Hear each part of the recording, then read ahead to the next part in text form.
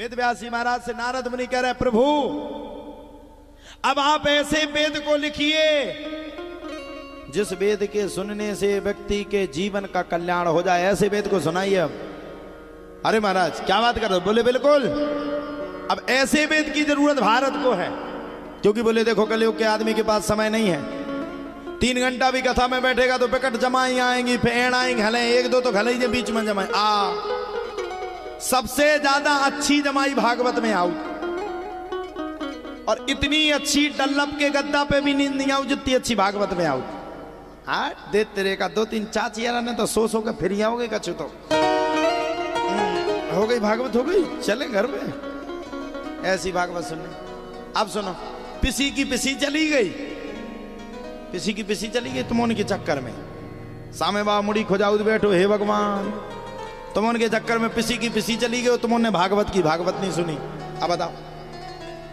नारद मुनि बोले बोले महाराज सुनो मैं तुम्हें पूर्व जन्म की कथा सुनाता हूं। नारद मुनि कहते मैं भी पूर्व जन्म में एक दासी का पुत्र था। मेरी माता प्रतिदिन प्रायः संतों की खूब सेवा करते थे, सेवा पूजा खुशामद ये मेरी माँ का प्रतिदिन का नियम था। मैं ये सब अंधविश्वास मानता था। आज के बालक होते ना एक दूसरे में अंधविश्वास मानते, ये क्या है? भगवान की भक्ति करना ये क्या है? भगवान की शक्ति को पाना ये क्या है? 24 घंटे भगवान की भक्ति करो, ये सब ढोंग है।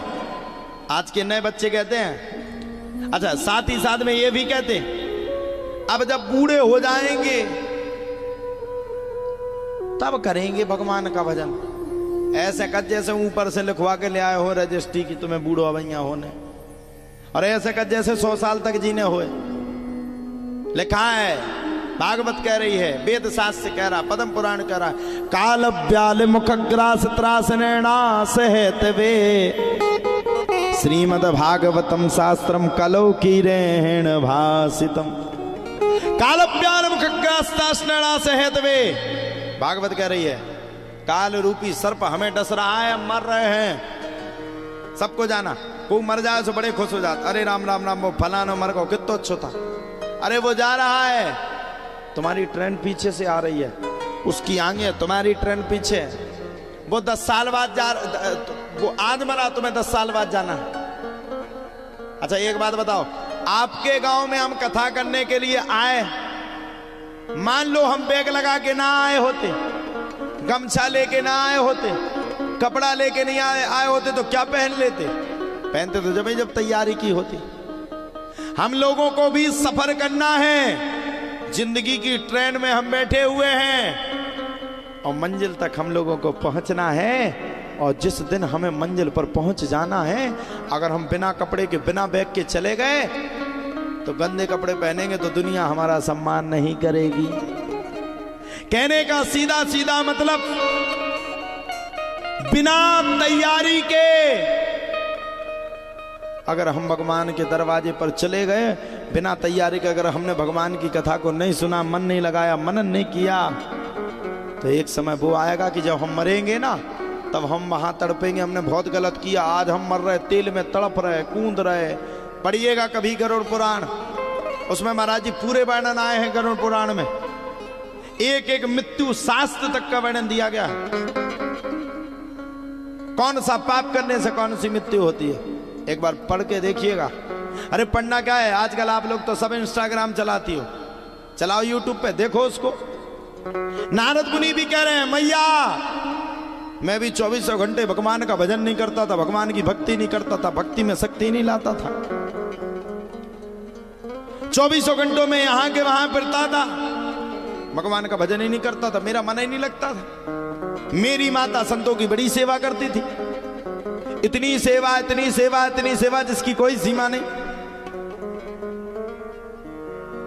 अथाह संतों की सेवा अगर कोई किया करता था तो वो थी मेरी माँ। अथाह थोड़ी नहीं, अथाह सेवा करती थी, संतों के प्रति बड़ा आदर भाव मेरी माँ का था। एक दिन की बात है, गांव में 4 ऋषि चातुर्मास करने के लिए आए। मेरी माता उन्हीं के साथ जुट गई, भगवान का भजन करने लगी, उन्हीं के साथ भोजन बनावे। मैंने एक दिन अपनी माँ का विरोध किया, मैया इन संतों के चक्कर में क्यों पड़ी है, संत कोई किसी के नहीं होते, ये ये पागल बनाते, खूब पेट भरते हो, दौड़ लगाते। मेरी बात को मान, मेरी बात को मान, इनके चक्कर में मत पड़। माता ने डांटा, अरे दुष्ट कैसी बात करता है, ये संत बड़ी मुश्किल में मिलते हैं। सुन लीजिए, अन्न का कण, अन्न का कण और संत का क्षण जीवन में बड़ा महत्वपूर्ण होता है।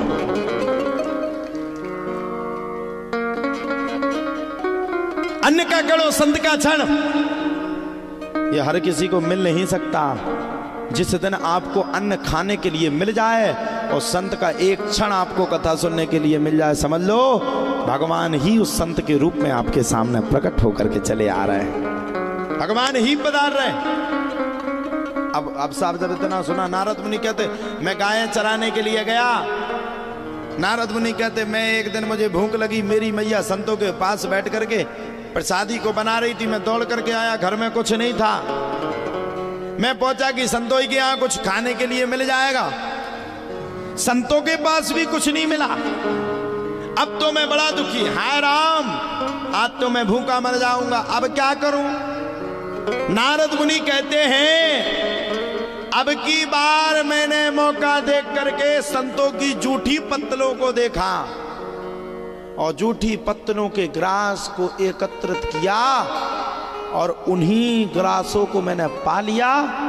मेरे अंदर अपने आप भगवान की भगवत भक्ति चली आई, चली आई, चली आई, दौड़ी आई। आप लोगों ने देखा होगा, एक बीड़ी पीता होगा तो दूसरा आदमी बीड़ी पीने लगेगा। आज की माताएं 90% गुटखा खाती हैं। आदमी का समझा समझा परेशान हो गई।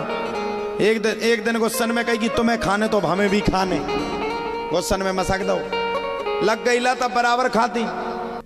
अपनो हीरा सो जीवन गवाओ ना, अपनो हीरा सो जीवन गवाओ ना, बात मानो कलारी पे जाओ ना। नशे से हमको कई कोस दूर रहना चाहिए। नशा अगर करना है तो ऐसा नशा करो, ऐसा नशा करो, ऐसा नशा करो, ऐसा नशा करो कि नशा करते करते करते करते आप थक जाओ, लेकिन वो नशा आपके जीवन में कभी ना उतरवे। ऐसे नशे को आप लोग करो। आओ बजाओ बजाओ बजाओ, ऐसे नशा को जब तुम उन्हन को मन करे जब ही बजाओ दे वो करे। और का सोचने हूं मैं, का समझने। नशा करना तो हम लोगों जैसा करो, महीनों अपने घर से दूर हैं फिर भी आनंद आ रहा है। गांव गांव जाकर के, घर घर जाकर के, गलियां गलियां में जाकर के भगवान के नाम का प्रचार प्रसार और भगवान के नाम का सत्संग कर रहे हैं। और जितना नशा होता जा रहा है मन में उतना ही आनंद के फूल खिलते जा रहे हैं। ये नशा करो, ना तो हम बीड़ी पीते, ना सिगरेट, ना गुटखा, ना तमाकू। अच्छा मदरा दरा से तो अपना लेने ही देना नहीं। धूम्रपानम रतम विप्रम दानम कुर्वन्ति ये नरः, दातारो नरकं यान्ति ब्राह्मणो ग्राम शूकरा। ऐसा ब्राह्मण जो धूम्रपान करके व्यास गद्दी पे बैठ करके भागवत जी की कथा को सुनाता है, रतम विप्रम, और ऐसे ब्राह्मण को दानम कुर्वन्ति ये न रहा, जो मनुष्य दान करता है, बोले दातारो नरकम यान्ति, ऐसा दातार नरक में जाता है।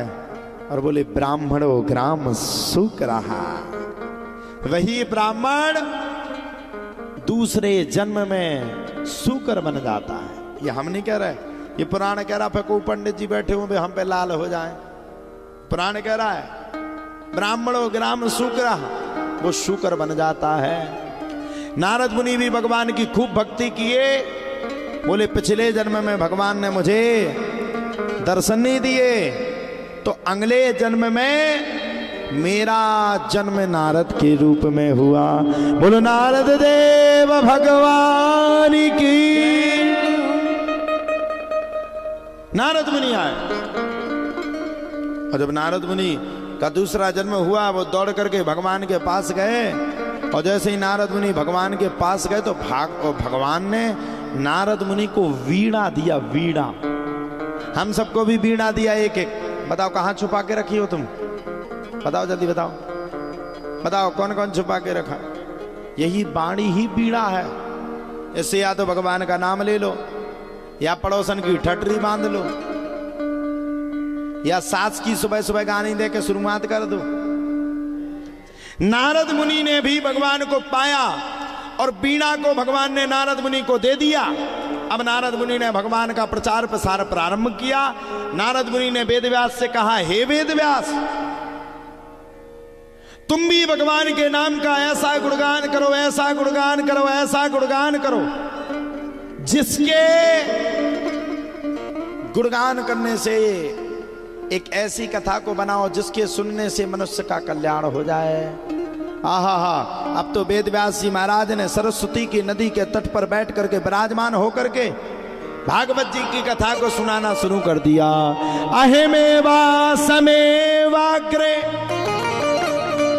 नान्याद्यस सत्परम पश्चादहं यदेतच्च यो विशिष्येत सूक्ष्महं ऋतीर्थं यत् प्रतीयेत न प्रतीयेत चात्मनि तद्विद्यादात्मनो माया यथा भासो यथा तमः। वेदव्यास जी महाराज ने भागवत की कथा को कहना प्रारंभ कर दिया। और जब वेदव्यास जी महाराज ने भागवत की कथा को कहना प्रारंभ किया, तब तो प्यारे कहा जाता है सरस्वती नदी के तट पर श्री गणेश जी महाराज ने भागवत की कथा को लिखना शुरू कर दिया। 4 श्लोकों की बद्धता करते करते करते करते करते करते करते भागवत 18,000 श्लोकों से बद्ध हो गई। बोलो भागवत महापुराण की।